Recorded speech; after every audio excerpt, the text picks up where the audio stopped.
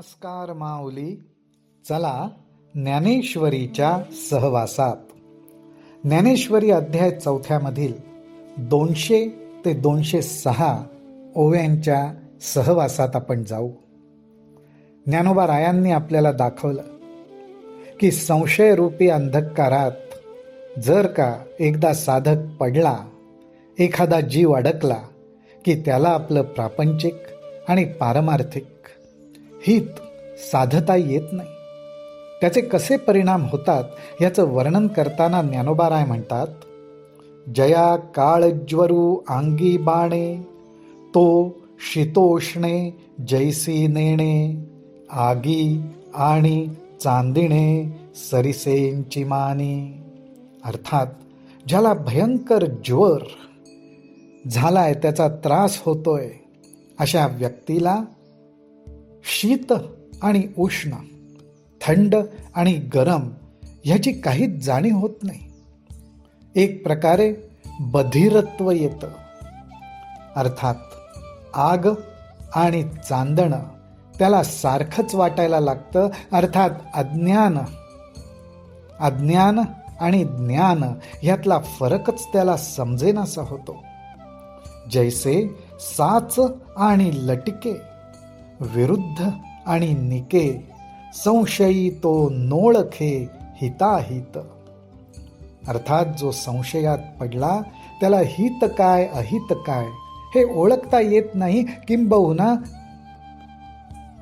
त्याला ओळखण्यासाठी मनाचा आणि बुद्धीचा जो एक संयोग लागतो, मन आणि बुद्धी एकत्र येऊन योग्य आणि अयोग्याचा विचार केला जातो.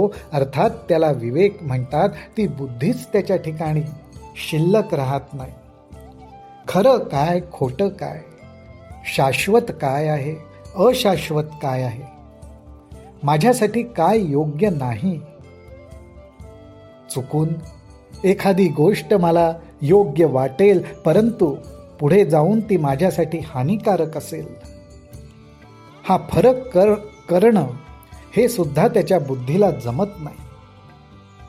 हा रात्री दिवसू पाही, जैसा जात्यंधा ठाऊवा नाही, तैसे संशयी असता काही मना नये.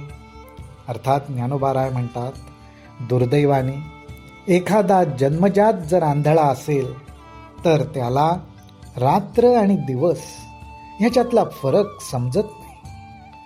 त्याला तो ओळखता येत नाही. त्याचप्रमाणे ज्याचं मन संशयामध्ये अडकलेलं आहे, श्रद्धा म्हणजे काय, विश्वास म्हणजे काय, भक्ती म्हणजे काय, ज्ञान म्हणजे काय, हे त्याला समजत नाही. त्याच्या मनामध्येच हे विचार येत नाहीत. म्हणून संशयाहुनी थोर, आणिक नाही पाप घोर, हा विनाशाची वागुर प्राणियासी. म्हणून ज्ञानोबा राय आपल्याला सावध करतात आणि म्हणतात, या अज्ञानरूपी संशयात आपण अडकणं याच्यासारखं घोर पाप नाही. पाप याचा अर्थ की ज्याच्यामध्ये आपलं नुकसानच नुकसान आहे. म्हणून याच्याशिवाय घोर पाप नाही. आणि ह्या संशयात अडकणं म्हणजेच जणू काही विनाशाच्या जाळ्यात अडकण्यासारखं आहे. म्हणून ते सावध करताना साधकांना सांगतात, येणे कारणे तुवा त्यजावा, आधी हाची एकू जिणावा, जो ज्ञानाचिया अभावा माझी असे.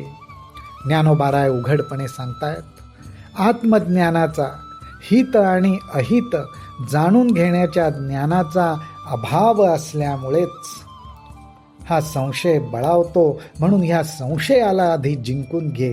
अर्थात ह्या संशयाला जिंकण्यासाठी खरं काय, खोटं काय, हिताचं काय आहे, अहिताचं काय आहे, ह्या दोन्ही बाजू ज्या गोष्टीमुळे समजून येतील ते ज्ञान प्राप्त करून घे. म्हणजे संशय दूर करायला सोपं जाईल. जयी अज्ञानाचे गडद पडे, तै हा बहुअस मनी वाढे, म्हणून सर्वथा मार्गू मोडे विश्वासाचा. माऊली हो, एखाद्याचा परमेश्वरी तत्वावर, आत्मतत्वावर विश्वासच बसत नाही आणि तो विश्वास न बसण्याचं कारण एकच असतं, अज्ञानाचं गडद, अज्ञानाचा गडद पडदा, अज्ञानाचे गडद ढग मनाला व्यापून टाकलेले असतात. आणि अशा या गडद ढगांमुळे आपल्याला त्याच्या पलीकडे असलेला ज्ञानरूपी जो प्रकाश आहे, आत्मज्ञानाचा जो प्रकाश आहे, त्याच्यावर विश्वास ठेवणंच मनाला अवघड होऊन बसतं. विश्वासाचा जो मार्ग आहे, विश्वासाच्या श्रद्धेच्या दिशेने जाणारी जी पाऊलवाट आहे, ती बंद होऊन जाते. तो मार्ग सापडतच नाही. आणि मग ह्या साधकाची काय अवस्था होते तर, हृदयी हाची न समाये, बुद्धी ते गिवसुनी ठाये, तेथ संशयात्मक होये लोकत्रय. अशा रीतीने एकदा का जीवाच्या हृदयामध्ये हा व्यापून राहिला की तो हृदयात सुद्धा त्याच्या मावत नाही, हृदयात सुद्धा मावत नाही, तो त्याच्या बुद्धीला सुद्धा ग्रासून टाकतो. त्याच्या बुद्धीला सुद्धा अज्ञानाचं ग्रहण लागतं. आणि हे ग्रहण लागल्यामुळेच विश्वास, श्रद्धा, विनम्रता, सेवा, भक्ती, हित, अहित, आत्मज्ञान ह्याविषयी तो जीव काहीच विचार करू शकत नाही. सगळीकडे संशयाचं जाळच पसरतं. माऊली हो, आपणही ज्ञानोबारायांच्या चरणी हीच प्रार्थना करू की आपल्या मनामध्ये कुठल्याही प्रकारे संशय राहू नये. आपल्या हृदयामध्ये, आपल्या बुद्धीमध्ये आत्मतेज प्रगट होऊ दे, हृदयामध्ये आत्मज्ञानाची प्रतिष्ठापना होऊ दे, हीच माऊलींच्या चरणी आपण प्रार्थना करू.